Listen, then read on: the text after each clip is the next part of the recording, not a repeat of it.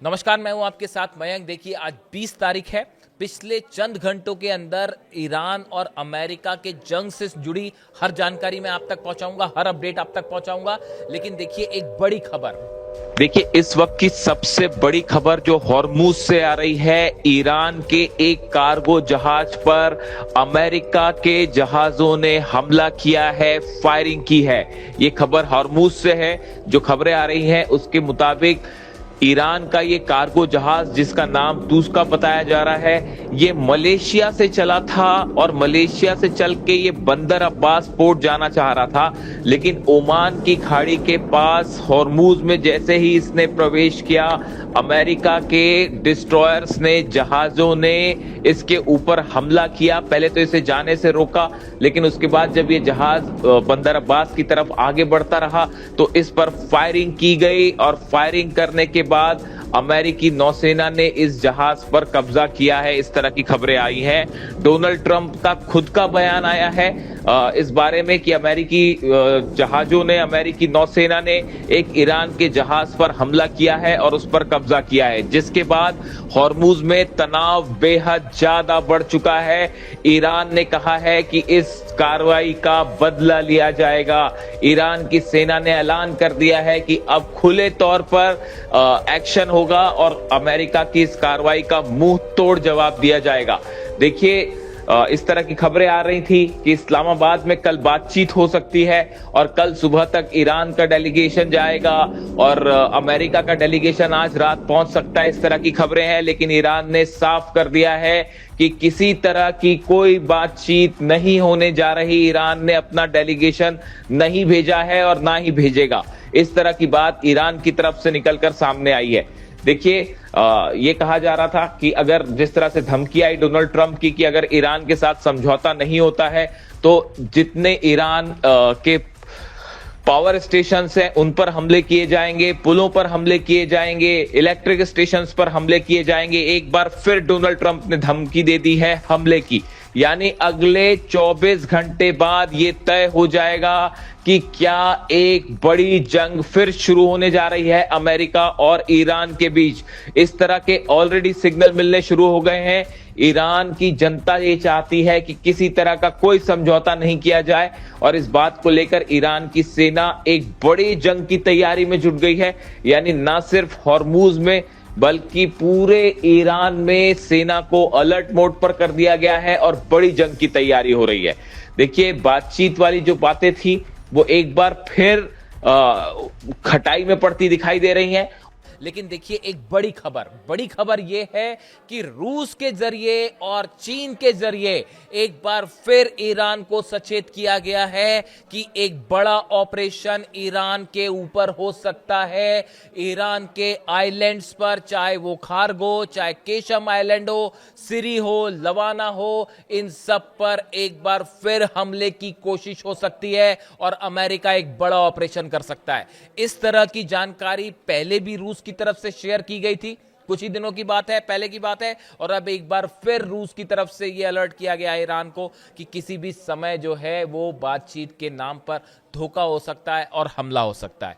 देखिए, जो खबरें आ रही हैं उस खबरों के मुताबिक ईरान के नए सुप्रीम लीडर जो हैं मुस्तफा खामेनेई, उन्होंने ईरान की सेना को एक बड़े ऑपरेशन के लिए तैयार रहने के आदेश दे दिए।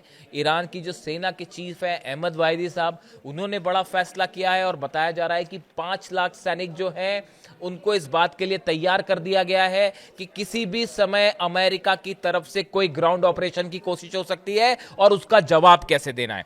देखिए, एक बड़ी प्लानिंग तैयार है ईरान की तरफ से। बताया जा रहा है कि 500 से 600 छोटी बोट्स जो हैं वो हॉर्मूज में रेडी मोड में रखी गई हैं कि अगर समंदर में किसी भी तरह का हमला होता है तो उसका जवाब कैसा दिया जाए।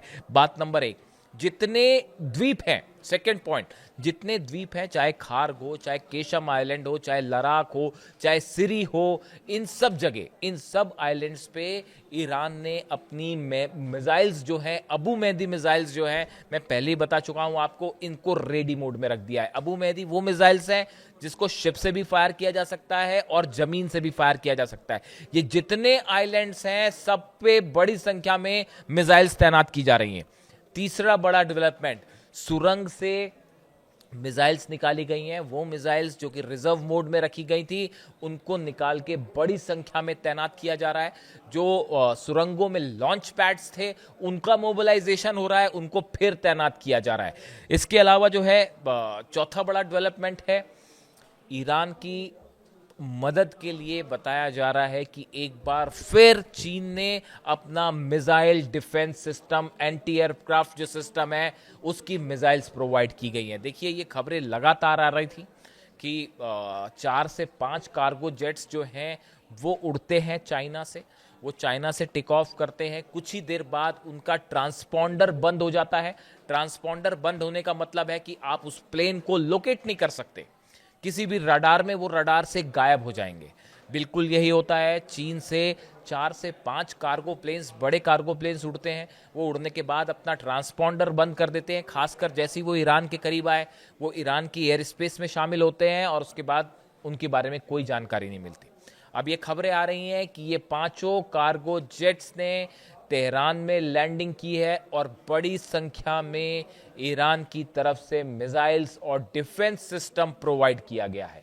यानी देखिए, एक तरफ तमाम तरह की बातें हैं, हॉर्मूज में अपना टेंशन है, बातचीत की चर्चाएं हो रही हैं, लेकिन इसी बीच साथ ही साथ एक बड़ी जंग की तैयारी हो रही है। देखिए, ईरान के जो एडवाइजर्स हैं, खासतौर पर सेना से जुड़े, वो ये मान के चल रहे हैं कि अमेरिका के साथ किसी भी तरह की डील का कोई परिणाम नहीं होगा। इस्माइल बघाई जो प्रवक्ता है, उनका ये बयान कि हम अच्छी तरह जानते हैं अमेरिका हमला करेगा, वो इस बात को बता रहा है कि ईरान इस बात को जानता है कि अगर भले ही बातचीत भी हो जाए तो भी न्यूक्लियर मुद्दा ऐसा है, यूरेनियम का मुद्दा ऐसा है जिस पे किसी तरह की डील बेहद मुश्किल है। उसके अलावा मिसाइल प्रोग्राम, नेतन्याहू इस बात के लिए कतई राजी नहीं होंगे कि ईरान अपना मिसाइल प्रोग्राम जारी रखे। तो नेतन्याहू किसी भी सूरत में अगर डील होती भी होगी तो उस डील को कैंसिल करने की पूरी कोशिश करेंगे। इस सूरत में 10 दिन का ही सीज फायर है लिबनन में, वो हटता है। उसके बाद देखिए, हिजबुल्लाह, नेतन्याहू कभी इस बात के लिए तैयार नहीं होंगे कि हिजबुल्लाह पर अटैक ना किए जाएं। वो हिजबुल्लाह के नाम पर एक बार फिर लेबनान पर निशाना साधेंगे। इन हालात में ईरान ने एक बड़ी, कई मल्टी लेयर जो है वो जंग की तैयारी कर रखी है। और अब मुद्दा जहां फंसा हुआ आके वो है न्यूक्लियर, खासकर यूरेनियम का मुद्दा, दूसरा मिसाइल का मुद्दा, और तीसरा स्ट्रेट ऑफ हॉर्मूज। अगर स्ट्रेट ऑफ हॉर्मूज पुरानी पोजीशन में पहुंच भी जाता है तो देखिए, वो पहले से खुला ही हुआ था और अमेरिका इस हालत में नहीं है कि ज़्यादा दिन तक इसको कंटिन्यू कर सके, क्योंकि इससे बड़ा इकोनॉमिक इम्पैक्ट देखने को मिल रहा है। इन हालात में अमेरिका और ईरान के बीच बातचीत से ज़्यादा जंग के हालात उभर कर सामने आ रहे हैं। सिर्फ 48 घंटे बचे हैं, 48 घंटे बाद वो सीज फायर खत्म हो जाएगा, जो सीज फायर ईरान और अमेरिका के बीच में हुआ था। और सीज फायर खत्म होने के बाद 48 घंटे के बाद क्या होगा, इसका जवाब फिलहाल किसी के पास नहीं है।